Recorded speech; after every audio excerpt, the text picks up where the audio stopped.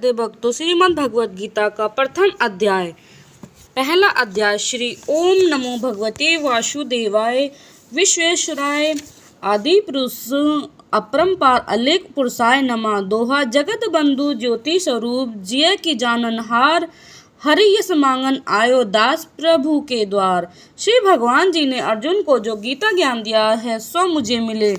हे भव भय भंजन श्री कृष्ण जी से किशोर दास मांगता, हे प्रभु गीता के उच्चारण करने से तुम्हारे भक्त पूर्ण ब्रह्म को पाते हैं। प्रभु मैं आपकी शरण में पड़ा हूँ। किशोर दास और कृष्ण दास अति दीन गरीब है, आप परम प्रवीण आरत दुख भंजन हो। हे श्री कृष्ण भगवान, तेरे संतों और भक्तों के हेतु यह ज्ञान भाषा कहता हूँ।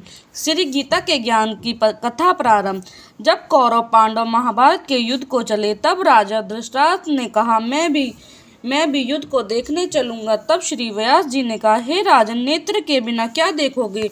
राजा धृतराष्ट्र ने कहा, देखूंगा नहीं तो श्रवण तो करूंगा। तब व्यास जी ने कहा, हे राजन, तेरा सारथी संजय जो कुछ महाभारत के युद्ध की लीला कुरुक्षेत्र में होगी सो यहाँ बैठे ही श्रवण करवाएगा। व्यास जी के मुख से यह वचन सुन संजय ने विनती करी, हे प्रभु, यहाँ हस्तिनापुर में बैठे कुरुक्षेत्र की लीला कैसे जानूंगा तथा राजा को किस भांति कहूँगा। तब व्यास जी ने संजय को ये प्रवचन कहा, हे संजय, मेरी कृपा से तुझे यहाँ ही सब दिखाई देगा। व्यास जी के इतना कहते ही संजय की दिव्य दृष्टि हो गई और बुद्धि भी दिव्य हो गई। अब आगे महाभारत का कौतुक कहते हैं। सो सुनो सौत अक्षौहिणी सेना पांडवों की और 11 अक्षौहिणी सेना कौरवों की। यह दोनों सेनाएं कुरुक्षेत्र में जब एकत्र हुए तब धृतराष्ट्र ने पूछा, हे संजय, धर्म के क्षेत्र कुरुक्षेत्र में युद्ध की इच्छा से एकत्र हुए मेरे और पांडवों के पुत्रों ने क्या किया? संजय ने कहा, पांडवों की सेना को व्यूहित देखकर दुर्योधन आचार्य द्रोण के समीप जाकर कहने लगे, हे आचार्य, देखिए आपके शिष्य बुद्धिमान द्रौपद पुत्र के ने पांडवों की बड़ी सेना की कैसी व्यूह रचना की है। इस सेना में अर्जुन, भीम जैसे बड़े बड़े धनुधारी वीर विराट महारथी, द्रौपद, धृष्टकेतु, चैकितान, बलवान काशी, राजपुरोजित, कुंती भोज, नरों में से सेव्य पराक्रमी योद्धा, मन्यु बलवान, उत्तम मौजब, अभिमन्यु और द्रौपदी के पुत्र सब के सब महारथी है। हे ब्राह्मण श्रेष्ठ, आपके स्मरणार्थ अब मैं अपनी सेना के प्रधान सेनापति के नाम बता दूं। आप भीष्म, कर्ण, युद्ध विजयी, कृपाचार्य, अश्वत्थामा, विकर्ण, सोमदत्त का पुत्र, भूरिश्रवा और बहुत से सुरवीर मेरे लिए प्राण तक देने के लिए तैयार। ये लोग शस्त्र चलाने से अति निपुण है। हमारी सेना को जिससे भीष्म रक्षक है, अपरिमित बल है और उनकी सेना जिसके भीम रक्षक है, थोड़ा बल है। अब आप सब अपने अपने मोर्चों पर सावधान रहकर सेनापति की रक्षा कीजिए।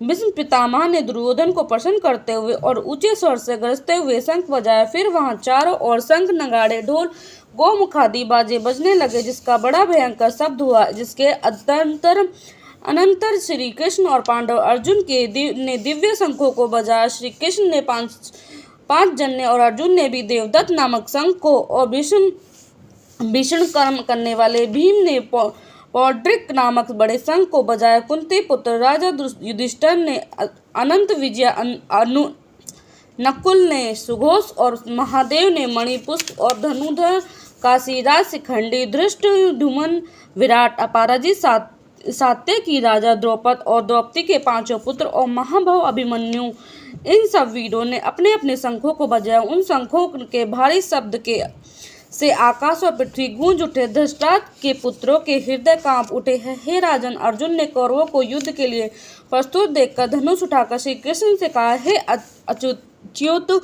मेरा रथ दोनों सेनाओं के बीच में खड़ा कीजिए, जिससे मैं युद्ध करने वालों को देख लूं। इस रणभूमि में मुझे किन किन के साथ युद्ध करना है? दुर्बुद्धि दुर्योधन से प्रेरित करने वाले जो युद्ध के लिए यहाँ एकत्र हुए हैं उनको देखूंगा। संजय ने कहा, हे राजन, अर्जुन की बात सुनकर श्री कृष्ण ने भीष्म, द्रोण आदि वीरों के सामने उत्तम रथ को खड़ा करके कहा कि हे वीर, युद्ध के लिए उद्यत इन कौरवों को देख लो। अर्जुन ने चाचा, बाबा, गुरु, मामा, भाई, पुत्र, पौत्र, मित्र, ससुर और स्वजनों को शस्त्रों से सुसज्जित खड़े देखा। उसने इन दोनों सेनाओं में अपने ही सब बांधवों को देखकर परम दयाद्र हुए यह वचन कहे, हे कृष्ण, युद्ध की इच्छा से आए हुए इन अपने बंदियों को देख मेरे अंग ढीले होते जाते हैं, मुख सूखा जा रहा है, मेरा शरीर बेकल होता गांडवी हाथ में गिरा जाता है। हे केशव, मुझे यहाँ खड़े रहने की सामर्थ्य नहीं है और सब लक्षण मैं उल्टे देख रहा हूँ और संग्राम में अपने स्वजनों का वध करके कोई लाभ नहीं होगा। हे कृष्ण, मैं जीत, राज्य और सुख भी नहीं चाहता हूँ। हे प्रभु, हमको राज्य भोग तथा जीवन से क्या काम है, क्योंकि जिनके लिए राज्य भोग और सुख की इच्छा की जाती है वे सब युद्ध में प्राण और धन की इच्छा छोड़ मरने को तैयार है। और आचार्य, पिता, पुत्र, पितामह, माता, ससुर, पौत्र, साले और संबंधी ये सब मुझे मारे तो भी हे मधुसूदन, मैं इन्हें मारने की इच्छा नहीं करूँगा। हे जनार्दन, त्रिलोकी के राज्य के लिए भी मैं इन्हें मारना नहीं चाहता, फिर इस पृथ्वी के राज्य के लिए तो क्या नहीं क्या। हे जनार्दन, धृतराष्ट्र के पुत्रों को मारकर हमारा क्या भला होगा, इसलिए हमें अपने भाई धृतराष्ट्र के पुत्रों को मारना अनुचित है। हे माता, स्वजनों को मारकर क्या हम सुखी हो सकती है, ये सब लोग के वशीभूत है। कुल के नाश करने तथा मित्र द्रोह करने में पाप को नहीं देखते, कुल नाश के दोष को जानते हुए भी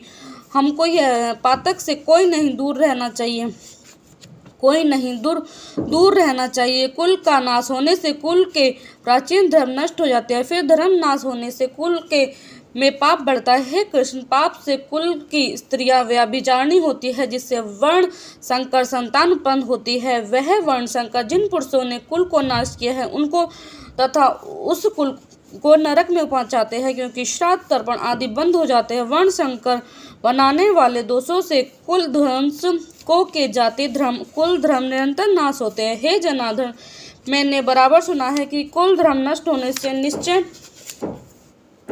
निश्चय नरकवास करना होता है। हाय, हम बड़ा पातक करने को तैयार है, जो राज्य सुख के लोभ से स्वजनों को मारने की कोशिश कर रहे हैं। शास्त्रों को धारण किए हुए धृतराष्ट्र के पुत्र यदि मुझे शस्त्र रहित और उपायहीन के रणभूमि में वध कर डाले तो मेरा बहुत कल्याण हो। संजय ने कहा, हे राजन, यह कहकर दुखित होकर अर्जुन ने धनुष बाण फेंक दिया और रथ के पिछले भाग में जा बैठे। इति श्रीमद् गीता सुब्रह्म विद्या योग शास्त्र श्री कृष्ण अर्जुन संवाद विस्तार योगी नाम प्रथमो अध्याय समाप्त। राधे राधे।